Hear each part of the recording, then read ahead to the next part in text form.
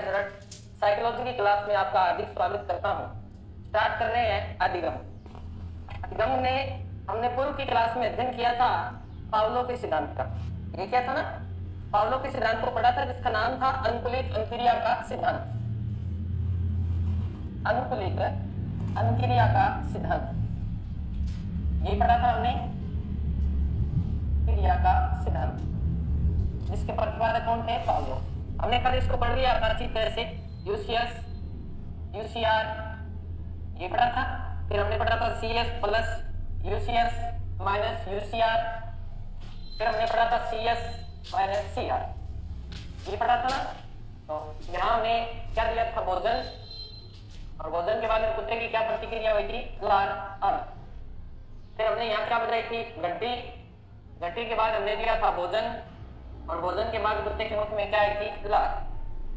परंतु एक बार हमने लास्ट में क्या कर दी? सिर्फ घंटी बजाई तो भी कुत्ते के मुख में क्या आ गई? लार। ये सिद्धांत हमने कल पढ़ा था। सभी को गुड आफ्टरनून बेटा, सभी को गुड आफ्टरनून। चलिए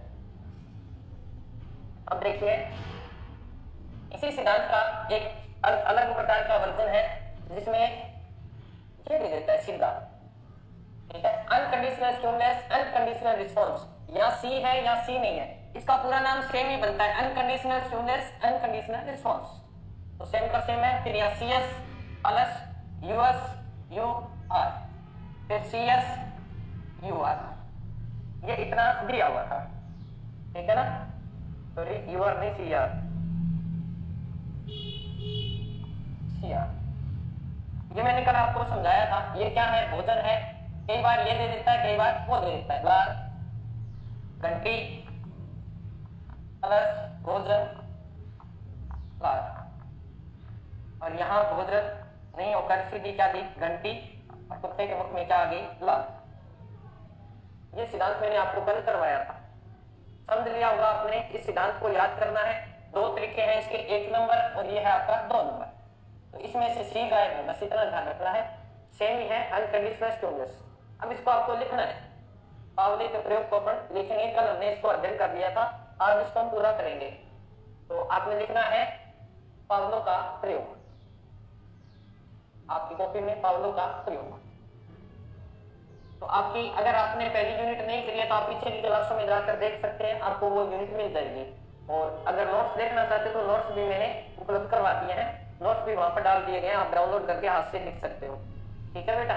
सभी को अंकिता गुड मॉर्निंग बेटा, कोमल राठौर गुड मॉर्निंग, रजनी नमस्कार बेटा, धर्मेंद्र राम राम। पावलो का प्रयोग, ठीक है? तो देखो यहाँ अपने को लिखना है, भोजन को देखकर, भोजन देखकर कुत्ते की लार का टपकना, भोजन को देखकर कुत्ते की लार टपकने लगती है, टपकने लगती है।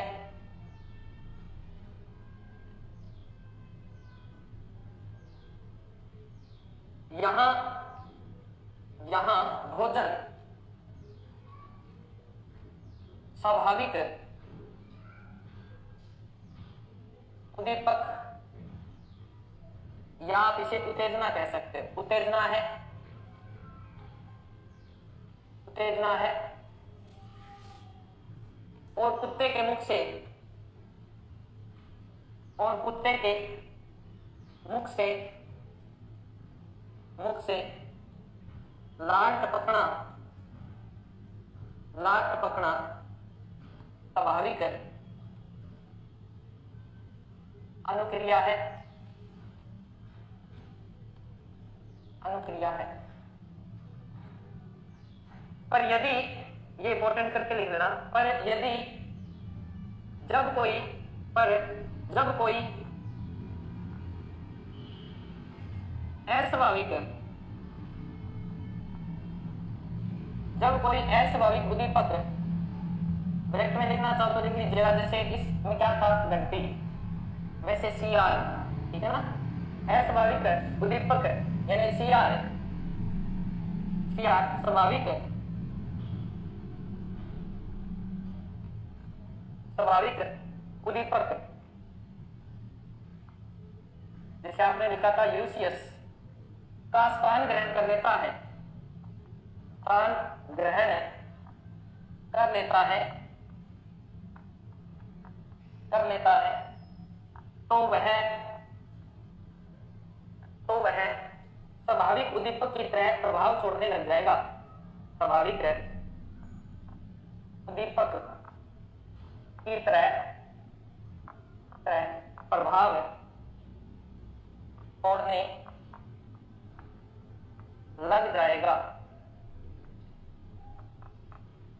लग जाएगा तो उससे होने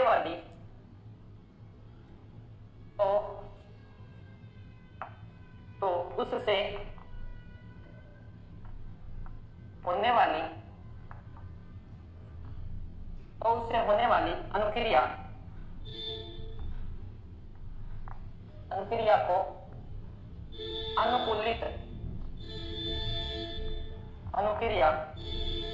अनुक्रिया जिसे हमने क्या नाम दिया था, CR, अनुकूलित अनुक्रिया CR कहते हैं।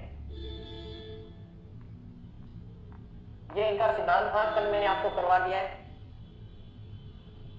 अब मैं आपको पूछ लेता हूँ सर कितना करवा दिया? बेटा इतना ही करवाया है। पावलो का प्रयोग लिखवाया है कि भोजन को देखकर कुत्ते की लाट टपकने लगती है, ये भोजन स्वाभाविक उद्दीपक है।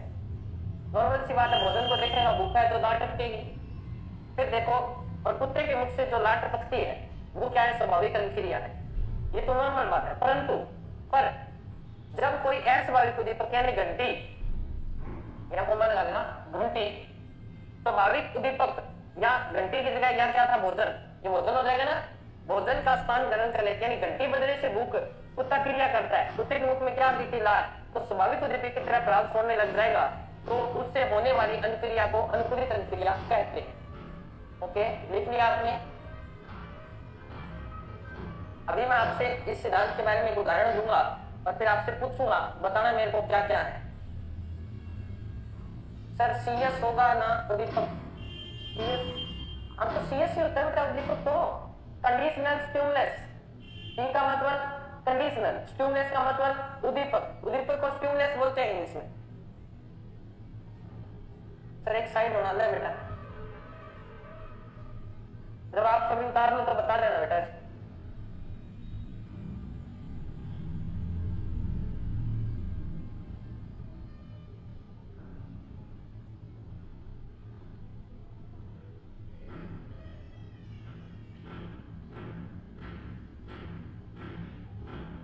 जिनका पीछे का रह गया वो उन नोट्सों से उतार लें बेटा, इसलिए आपको नोट्स उपलब्ध करवाए हैं वहां। जिनका किसी का रह गया ना तो वो वहां से उतार सकता है। पहला बेच कुछ नहीं बेटा, ये देखो, ये लो, ये तो आपको कल करवा दिया था, वही है। इसमें क्या करने वाला है? कुछ भी नहीं, ये तो करवा दिया था कल। अब ये जो सिद्धांत था ना, इस सिद्धांत को वाटसन ने क्या दिया था? समर्थन दिया था। वाटसन ने सिद्धांत को प्रतिपुष्ट किया है, तो हम कह सकते हैं वाटसन का सिद्धांत। इसी में लिखना है बेटा, वाटसन का सिद्धांत। इसी सिद्धांत को क्या करता है? प्रतिपुष्ट करता है, ठीक है ना। तो क्या किया था इन्होंने? देखो, वाटसन और इनकी पत्नी, समझ लीजिए, वाटसन व उनकी पत्नी रेपर ने इस सिद्धांत का समर्थन किया और क्या बताया? इन्होंने एक मानव शिशु पर प्रयोग किया था। इन्होंने कुत्ता लिया, इन्होंने मानव शिशु लिया और उस मानव शिशु के सामने एक सफेद चूहा कह दो, सफेद खरगोश कह दो। जैसे ही सफेद चूहा या खरगोश उसके सामने प्रस्तुत किया जाता और बालक उसके हाथ लगाने का प्रयास करता तो तेज ध्वनियों की आवाज की जाती, यानी तेज आवाज की जाती। बालक डर जाता। डेली इस तरह कई बार अनुबंधन किया गया। अब बच्चे का अनुबंधन हो गया कि ऐसी रोएदार सफेद वस्तु की तरफ मैं हाथ करता हूं ना तो बहुत तेज आवाज होती है और बालक उसे डर जाता है। कुछ समय के बाद बालक वाटसन ने क्या किया? कोट आता है ना, कोट, सफेद रोएदार कोट जिसके यहाँ कॉलर पे रोए सी लगी होती है, बाल जिसे बोलते हैं खरगोश के बाल से। जब वो कोट उस बालक के सामने प्रस्तुत किया गया तो बालक उस कोट को देखते ही रोने लग गया। ये क्या हो चुका था?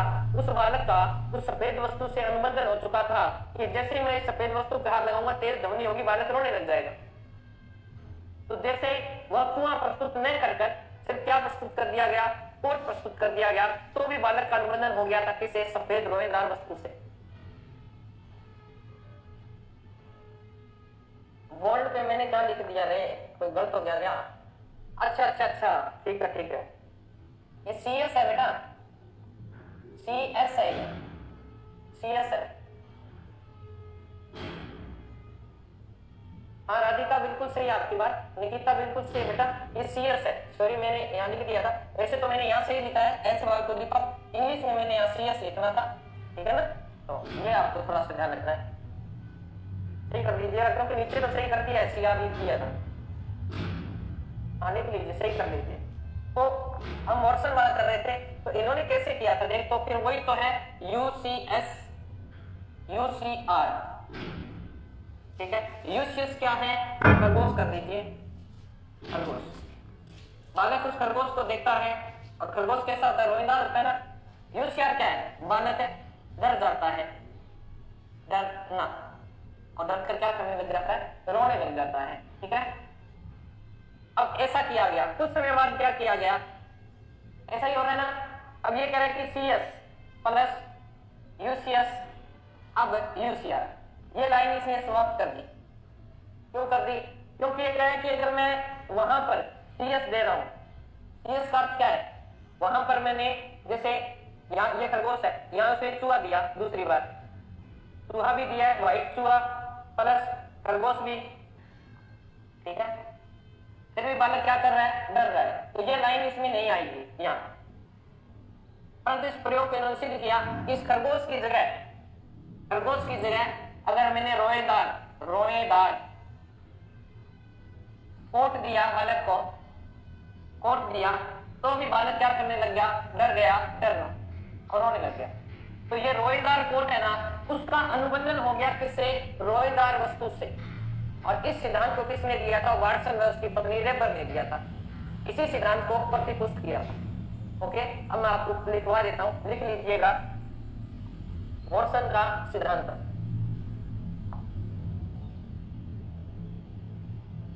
वाटसन का सिद्धांत लिखना है आपको।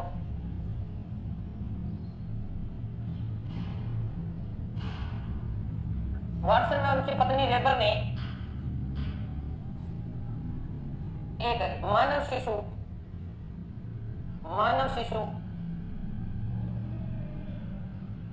अल्बर्ट, क्या नाम था उसका, अल्बर्ट, पर प्रयोग किया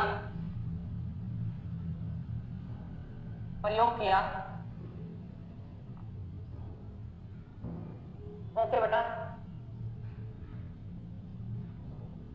कोई बात नहीं बेटा, ठीक है। मानव पर क्या किया, प्रयोग किया। इन्होंने बच्चे के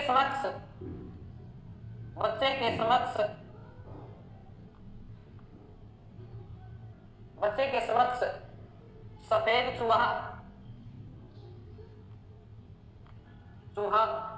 प्रस्तुत करते ही तेज ध्वनि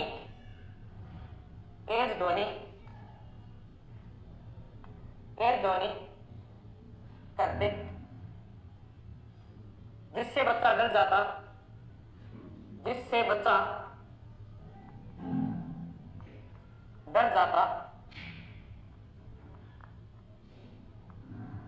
क्या होता, जिससे बच्चा डर जाता, ठीक है।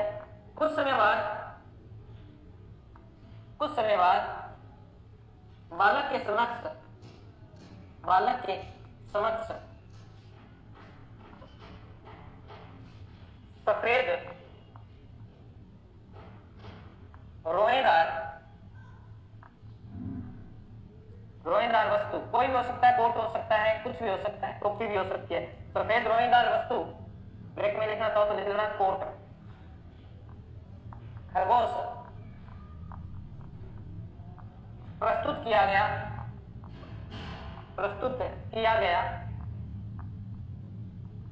तो बालक डरने लग गया, बालक डरने लग गया। ठीक है, बच्चे का सफेद रोएदार वस्तु के साथ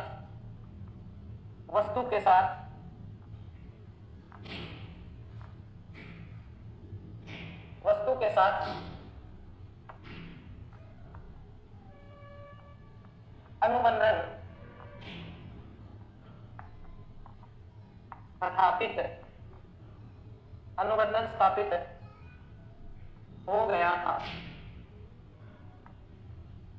ओके, तो वाटसन का सिद्धांत इसी सिद्धांत को प्रतिपुष्ट करता है। कहता है कि बालक किसी वस्तु से डरने लग जाएगा तो फिर उस वस्तु से डरेगा। जैसे बालक किसी गुलाब के फूल को तोड़ता है और फूल तोड़ते समय उसके अंगुली पर कांटे चुभ जाते हैं। ठीक है, तो अब जैसे वो कभी लाल वस्तु को देखेगा ना तो उससे वो डरने लग जाएगा कि इसके हो सकता है कांटे। ठीक है, तो ये जो चीज है ये क्या है बालक की, ये बालक का क्या है, ये समझ हो गया कि लाल वस्तु जो होती है वो दुख देती है। तो ये बालक का क्या हो जाएगा, अनुबंधन हो जाएगा। तो इस वाटसन के सिद्धांत में इस सिद्धांत को प्रतिपादित करने का प्रयास किया गया है। देख लिया होगा आप सभी ने।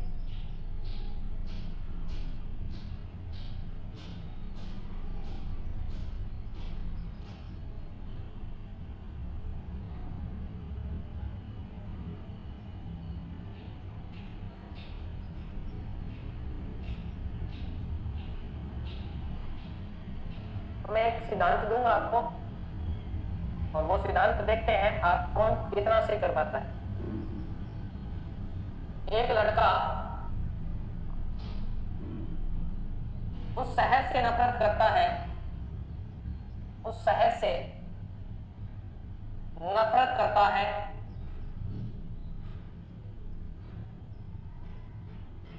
जिसमें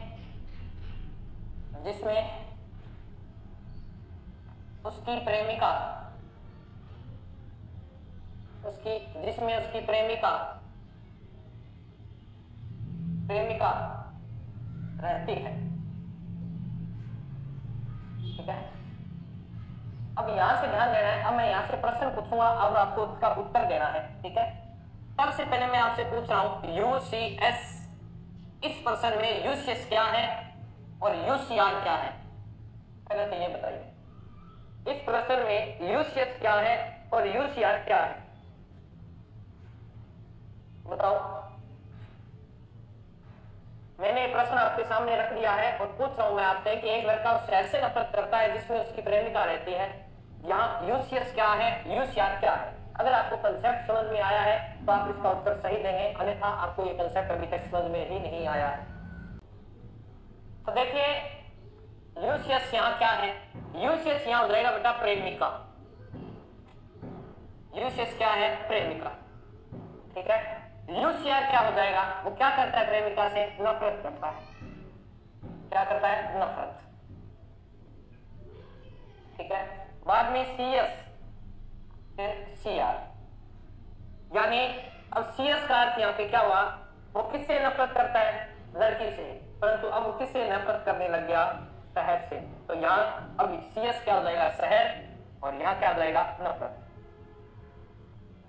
समझ में आई बात, समझ में आई बात। अब आप मिला लीजिएगा, मैंने आपको करवा दिया है, एग्जाम्पल आपके समझ में आनी चाहिए। ठीक है ना, तो ये बात आपको समझ में आनी चाहिए। फिर अगर बात करें, यहां मैं और करवा देता हूं कुछ चीजें आपको इंपॉर्टेंट। जो पावलोव है वो अनैच्छिक क्रियाओं की बात करते हैं। पावलोव किसकी बात करते हैं, अनैच्छिक क्रियाओं की बात करते हैं। अनैच्छिक क्रियाओं, अनैच्छिक क्रियाओं का अर्थ क्या है कि वे क्रियाएं जो मनुष्य के बस में नहीं है, अपने आप की हो जाती हैं। अनैच्छिक क्रियाओं का अर्थ क्या हो गया कि वे क्रियाएं जो मनुष्य के बस में नहीं है। जैसे अगर बात करें नंबर 1, जैसे आप प्याज काटते हो, जैसे आप प्याज काटने पर आंख से पानी आना चाहिए। प्याज मीठा हो कि खारा हो, अब इस पानी को आप रोक नहीं सकते। प्याज काटने पर आंख से पानी आना, यह अनैच्छिक क्रिया है, आप इस पर जोर दे नहीं सकते। 2 नंबर, गर्म वस्तु पर हाथ रखते ही तुरंत हाथ हट जाता है, यह भी अनैच्छिक है। गर्म वस्तु रखते ही तुरंत हट जाएगा, तुरंत हाथ हटाना आपका बस नहीं है, ये आपके शरीर पे आपका बस नहीं है इन पे, ठीक है ना।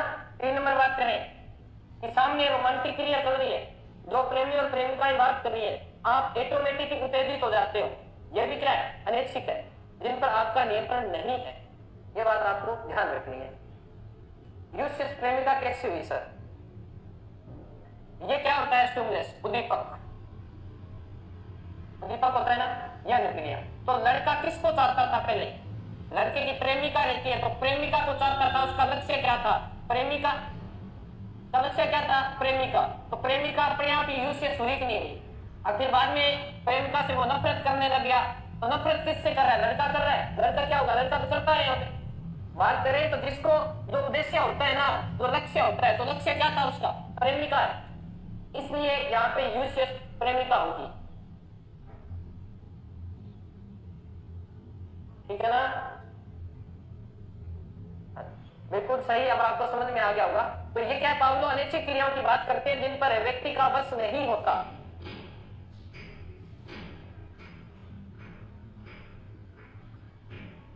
ठीक है, यहां से अपन नेक्स्ट इसकी बात करेंगे कि सिद्धांत में क्या आवश्यक तत्व चाहिए अपने। सिद्धांत के आवश्यक तत्व,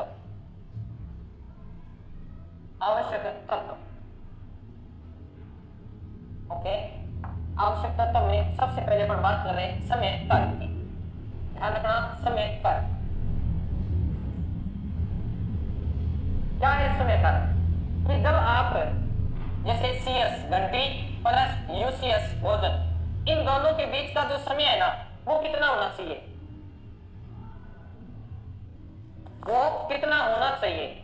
तो कितना होना चाहिए कि जैसे आपने भोजन घंटी बजाई और घंटी के बजाने के बाद जब कुत्ते को भोजन दिया जा रहा है, उनके बीच का अंतराल कितना होना चाहिए? तो ये बताया गया है 5 सेकंड होना चाहिए। कितना? ओनली 5 सेकंड का अंतराल होना चाहिए। अगर ज्यादा अंतराल हुआ तो कुत्ते का अनुबंधन होगा ही, कुत्ता अनुबंधन करेगा ही नहीं। ध्यान रखना, उसी समय कितना है? 5 सेकंड। घंटी बजी और उस घंटी बजने के 5 सेकंड के अंदर अंदर कुत्ते को भोजन दे दिया जाए।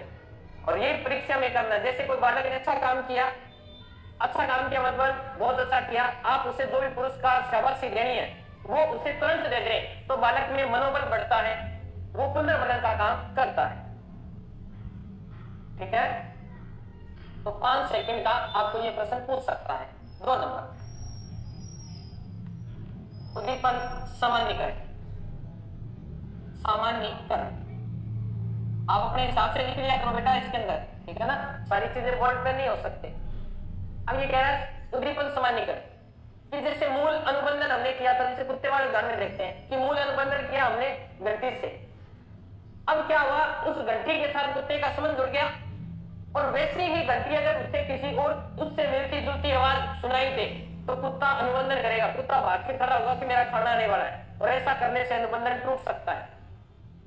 तो इसीलिए कैसा होना चाहिए? उद्दीपन सामान्यीकरण भी इसमें बहुत इंपॉर्टेंट है, ठीक है। तो ध्यान रखना, अधिगम में भी सामान्यीकरण का प्रभाव पड़ता है। जैसे अगर बात करें, आपके घर पे दूध देने जो आता है, दूधिया, ठीक है, उसका जो वर्ण होता है उसके साथ हमारा अनुबंधन होता है, बहुत सारी चीजों के साथ अनुबंधन है, ठीक है। आपने ऐसे करते हो, गाय चली जाती है, आप करते हो हीरो के साथ आती है, ये अनुबंधन ही तो है, और क्या है? तो ये क्या है? अनुबंधन है। तो यहाँ मैं आपको बता रहा, दूध या का जो वर्ण होता है मोटरसाइकिल का, जब वो बजाता है तो अपने आप ही बर्तन उठाकर दूध लेने चले जाते हैं, ये आपका अनुबंधन है। और कई बार क्या होता है, वैसे मिलता जुलता दूसरा कोई मोटरसाइकिल वाला हॉर्न बजा देता है तो हम बर्तन उठाकर चले जाते हैं दूध लेने, परंतु गेट खोलकर देखते हैं दूध वाला नहीं होता। ये आपका क्या है? उद्दीपन सामान्यीकरण है। ये क्या है? आपका उद्दीपन सामान्यीकरण है, ठीक है बेटा। 3 नंबर, विलोप। विलोप का होता है गायब होना, ठीक है ना, या इसे हम कह सकते हैं विलीनीकरण। क्या कह सकते हैं? विलीनीकरण। ये क्या कह रहा है कि जैसे कुत्ते का अनुबंधन हो गया घंटी के साथ, अब बार बार हम घंटी को बजाएं और कुत्ते को भोजन ही न दें, तो कुत्ते का जो अनुबंधन हुआ है वो अपने आप ही क्या हो जाएगा, टूट जाएगा। यानी बार बार CS उपलब्ध होने पर या बार बार CS की अनुक्रिया करने पर जब कुत्ते को उसे भोजन की प्राप्ति नहीं होती, यूसीएस की प्राप्ति नहीं होती, तो कुत्ते का अनुबंधन उस CS से टूट जाएगा। ये उसका क्या हो जाएगा, विलोप हो जाएगा, विलीनीकरण हो जाएगा। हो गया तीसरा। नंबर 4 पुनर्वलन। पुनर्वलन चौथा, जो स्वाभाविक उद्दीपक होता है, जैसे स्वाभाविक उद्दीपक की बात करूं तो भोजन, स्वाभाविक उद्दीपक जो होता है पुनर्वलन का काम करेगा। जैसे कुत्ते के लिए भोजन पुनर्वलन का काम कर रहा है, वही आपका क्या रहेगा। वैसे ही बच्चा जब किसी कार्य को संपादित कर दे तो उसे तुरंत पुनर्वलन दिया जाए। तो जरूरी नहीं है पुरस्कार दिया जाए, शाबाशी, बेटा बहुत ही बढ़िया, इन शब्दों से भी बालक का हौसला बढ़ता है, वो पुनर्वलन का कार्य करता है। ओके, अगर बार बार आप उससे कार्य करवाएंगे और अगर आप उसे पुनर्वलन नहीं देंगे तो भविष्य में वो बालक कभी भी कार्य नहीं करेगा। जैसे आप बार बार घंटी बजा रहे हैं, भोजन दिया नहीं जा रहा है, तो कुत्ता अगली बार आपकी घंटी पर कोई प्रतिक्रिया नहीं करेगा। वैसे ही अधिगम में आपने बालक को कहा कि बेटा अब की बार तेरे 10th में 85% आएंगे तो तुझे साइकिल ला के देंगे, और बालक के 85 से ऊपर आगे 87 आगे, और आपने कहा, उसने कहा कि साइकिल, आपने कहा कि अगली फसल आएगी तब ला के देंगे। अब ये जो अगली फसल है ना, अगली फसल कभी आती नहीं, फिर आप वो अगली फसल पे कहते अगली पे ला के देंगे। अब उसकी +2 आएगी, +2 आते ही क्या हो जाएगा, जब वो आप उसे कहेंगे ना कि अब की बार 82% लेके आएगा, तुझे लैपटॉप दिलाएंगे, बालक क्रिया नहीं करेगा, क्योंकि उसको जो पुनर्वलन देना था वो आपने दिया नहीं, बालक कार्य करना छोड़ देगा। ओके, समझ में आ गया होगा आपको ये। तो ये अधिगम के आवश्यक तत्व है 4, आवश्यक तत्व है 4। अब यहीं पे आपको लिखना है, इधर मैं लिखा हूं अनुबंधन के प्रकार। अनुबंधन के प्रकार, अनुबंधन के कितने प्रकार होते हैं? अनुबंधन के बेटा 4 प्रकार होते हैं। कितने होते हैं? 4 प्रकार होते हैं। अनुबंधन के कितने? 4 प्रकार होते हैं। कौन कौन से देखते हैं। नंबर 1, अनुबंधन का कौन सा प्रकार? समकालिक अनुबंधन। समकालिक अनुबंधन आपको पेपर में पूछ सकता है कि कौन सा अनुबंधन सबसे बेस्ट होता है, तो इनको समझना है आपको। समकालिक अनुबंधन का अर्थ है कि जब CS और यूसीएस एक साथ ही दे दिए जाए, एक साथ दिए जाए। कैसे? भोजन और घंटी एक साथ ही दे दिया, समय का अंतराल ही नहीं दिया, उसे बोलेंगे समकालिक। क्या बोलेंगे उसे? समकालिक। जैसे घंटी बजी, भोजन दे दिया, एक आदमी घंटी, एक आदमी भोजन रख दिया, घंटी बजा दी, तो उसका अनुबंधन नहीं होगा। ये अनुबंधन होता है समकालिक, जहां CS और यूसीएस एक साथ दे दिया जाए। दूसरा, विलंबित अनुबंधन। कौन सा? विलंबित अनुबंधन। विलंबित अनुबंधन का अर्थ है कुछ समय दिया जाए। जैसे जब CS का मतलब घंटी, ठीक है, जब CS वह तुरंत 5 सेकंड के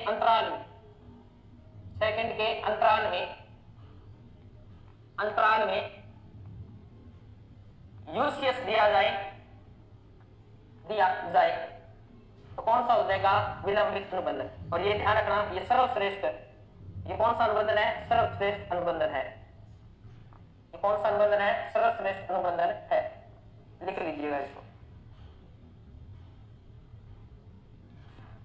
नेक्स्ट 3 नंबर देखते हैं। 3 नंबर यहाँ लिख रहा हूं, इधर देख लीजिएगा, ठीक है ना। ये होता है अवशेष। अवशेष के 2 चिन्ह, अनुबंधन।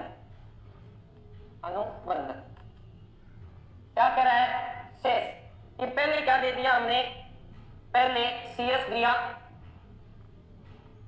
परंतु बहुत समय बाद, बहुत देर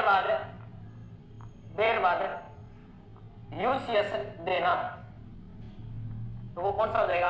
अनुबंधन तो टूट गया। यानी आपने घंटी बजाई 1 बजे, कुत्ते का अनुबंधन हो चुका है। आपने घंटी बजाई 1 बजे, खाना 2 बजे दे रहे हो, तो कुत्ते का अनुबंधन टूट जाएगा, उसे क्या बोलेंगे? चिन्ह उसके माइंड में रहेगा ही नहीं कि ऐसा कोई अनुबंधन था। नंबर 4, इसे बोलते हैं पश्चगामी अनुबंधन। यानी पहले यूसीएस यानी पहले भोजन दे दिया, बाद में घंटी बजाई, किस काम का? पहले यूसीएस दिया जाए और बाद में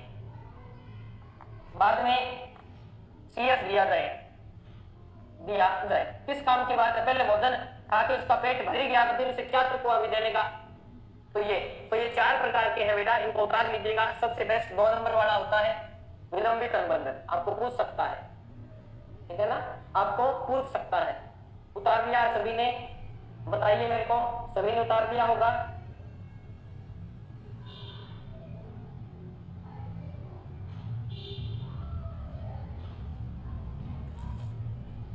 चलिए नेक्स्ट, इसका शिक्षा में क्या महत्व है?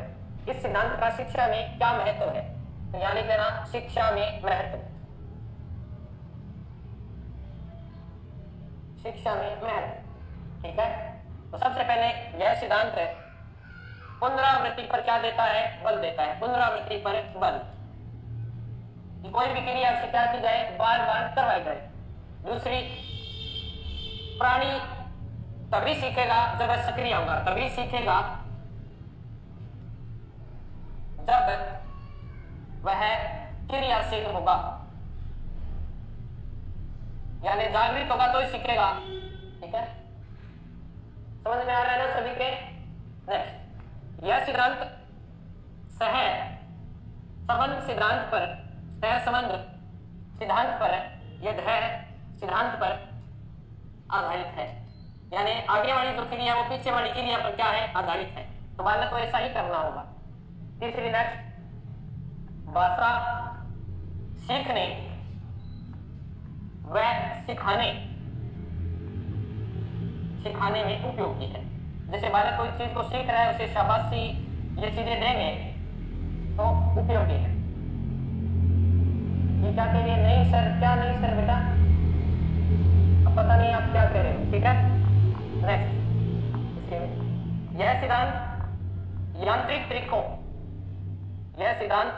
तरीका क्या होता है? रटना। यांत्रिक तरीके पर रटने पर क्या देता है? बल देता है। रटने पर क्या देता है? बल देता है। नेक्स्ट, शिक्षण में दृश्य सर्वे सामग्री के उपयोग पर क्या देता है? बल देता है। कान सही होने चाहिए, आंख सही होनी चाहिए, ये यहीं से लिया गया है, ठीक है ना दृश्य सर, तो ये भी आपको यहीं से, ठीक है।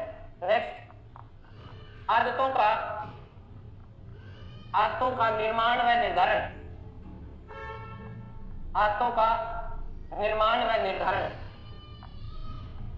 पर क्या देता है? बल देता है, ठीक है। नेक्स्ट, बालक के भय वह भ्रम को क्या करता है? दूर करता है। शिक्षा में इसका ये उपयोग है, ठीक है। एक लाइन हो जाएगी।